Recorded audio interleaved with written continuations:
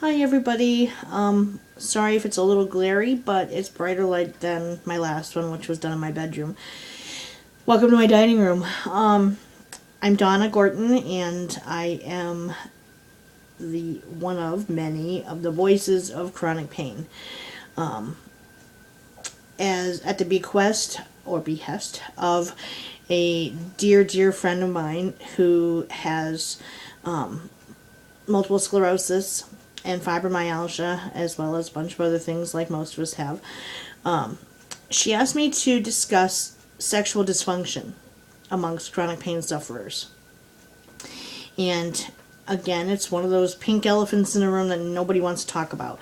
And it's sad. And, it's a reality, yet everybody kind of is like, oh, hush, hush. I myself have been alone for 8 years now. Had all of 2 dates in that time. That is another fallible of suffering with chronic pain, is finding somebody who can see past your disabilities and understand that we're not completely debilitated, and that we can still do things for ourselves, and independence is so important to us to do what we can when we can.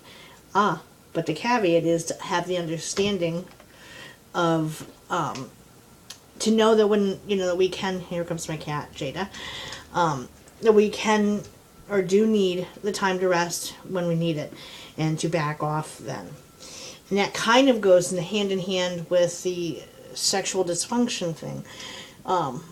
Many of our partners seem to not understand, and that it's not that we're not attracted to them anymore, or we don't love them anymore, and that we don't feel passionate towards them anymore per se. I mean, granted, yes, in some cases med side effects have caused us to lose our sex drive, or to just not have that same interest anymore. But in other cases, it's that it freaking hurts, or can hurt, to make love to your partner. And you can pay for it for days afterward in some cases, depending on what your issues are health-wise. And it's so hard to get our partners to understand that it's not that we don't love them anymore and that we're not attracted to them.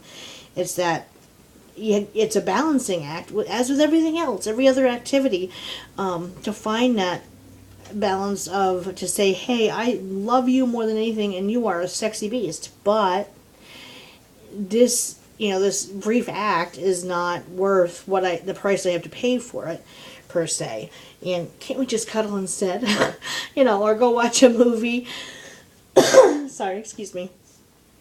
So, getting your partners to understand, I think having a really good line of communication open, and addressing the subject when you're not fighting and when things are calm, and you're, if you have kids, having it be child free. In my unbiological sister's case, Karen Robert, I love her to pieces, and she is a huge support and encouragement to me with doing this. She had phrased it that her husband just doesn't understand. He takes it personal, like she doesn't want him anymore, and that's so not the case. And unless, I think, you can open a dialogue up and find some analogy to make for your partner of what the aftermath can feel like if you do that.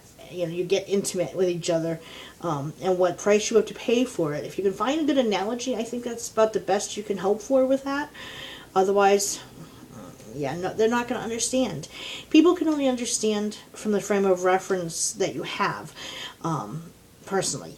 That's why it's so hard for so many people who don't suffer from chronic pain to understand what it is we deal with, because the worst they may have ever had is an ear infection or a toothache or something that maybe lasts a few days and then it goes away, or their sprained ankle, or things like that, pulled muscles.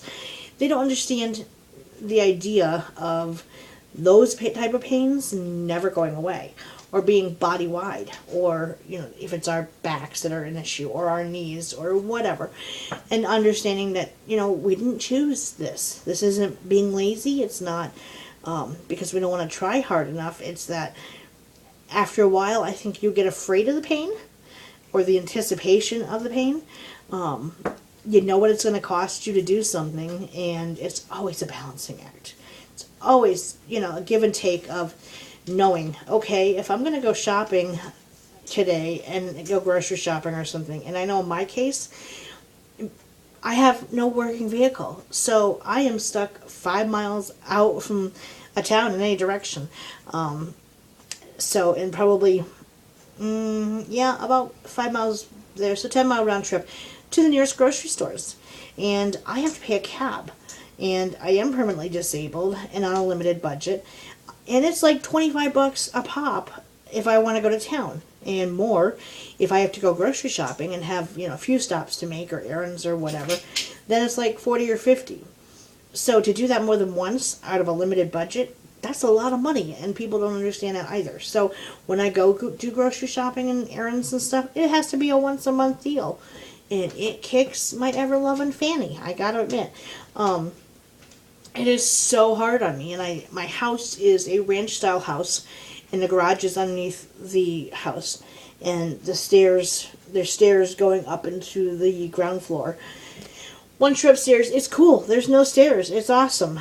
But getting up into there, and it's on a hill. So the only ways in is walk up a huge steep hill or go through the flight of stairs. And doing the flight of stairs is the fastest way in.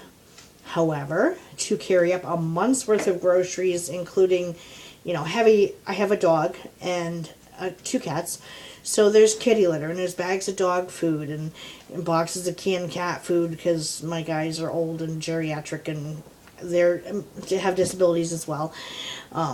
So I have to get them canned food in order to accommodate their teethless nature for the cats. And so, that weighs a lot as well. So making those multiple trips up and down the stairs is a freaking killer.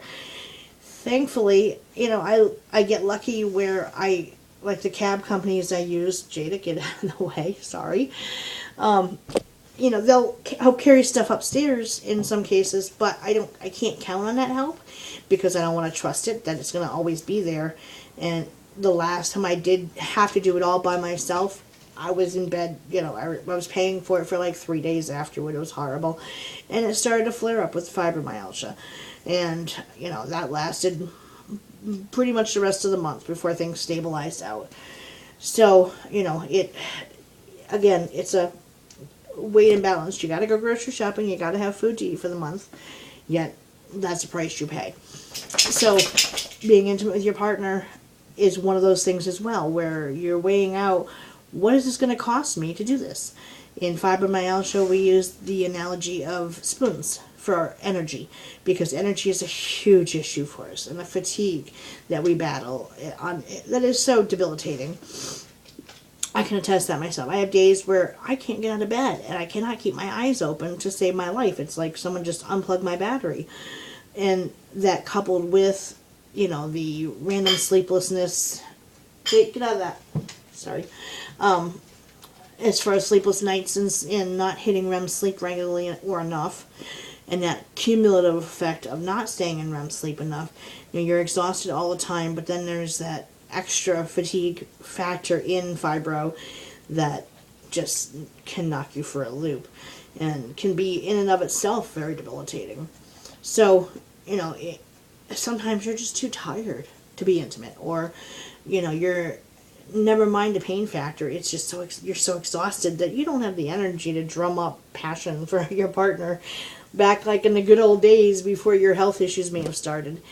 So, at any rate, I think, again, trying to find an analogy that your partner will understand of a time when they've had a lot of pain or had extreme fatigue, of asking them, would you have been in the mood at that time to do something? Or, or do you on a regular basis find me unattractive? It's nothing personal. It's not about that.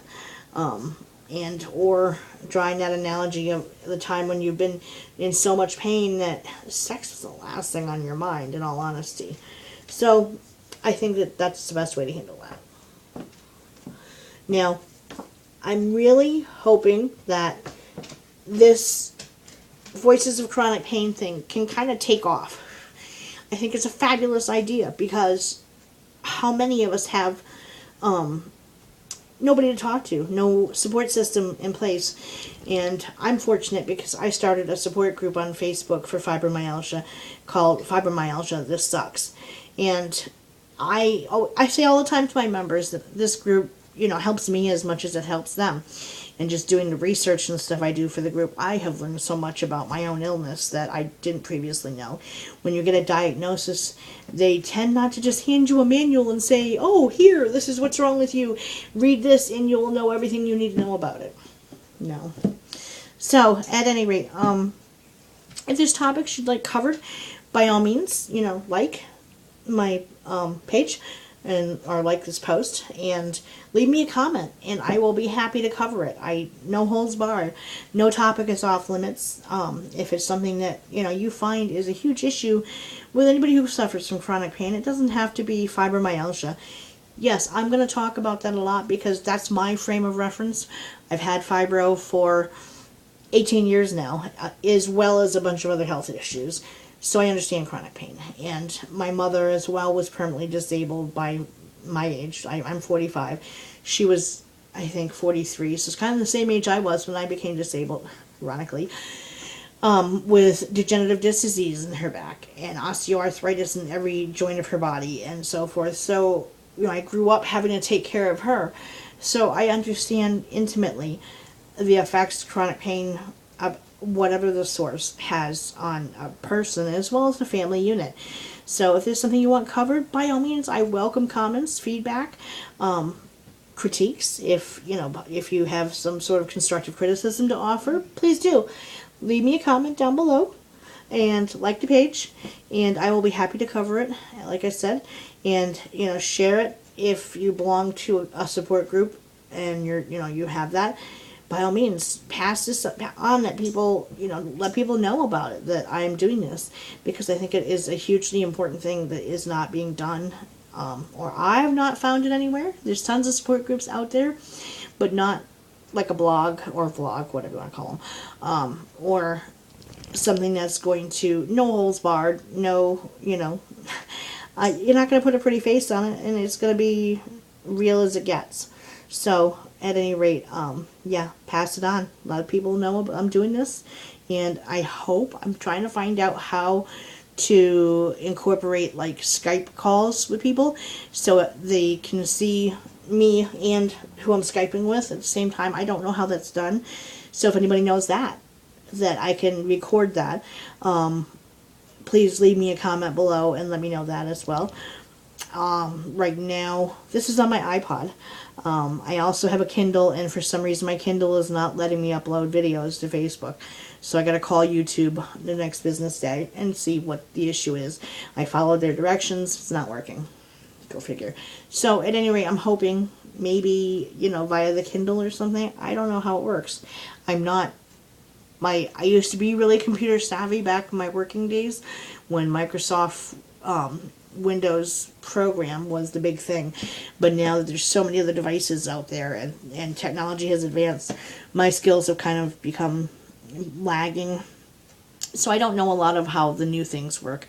I do know how to Skype and all that stuff. So at any rate, if someone knows that, please let me know, and I would like to try to, at the very least, maybe do phone calls with people and interview them online so I can get first-hand experiences of what people are dealing with in their own personal experiences in life.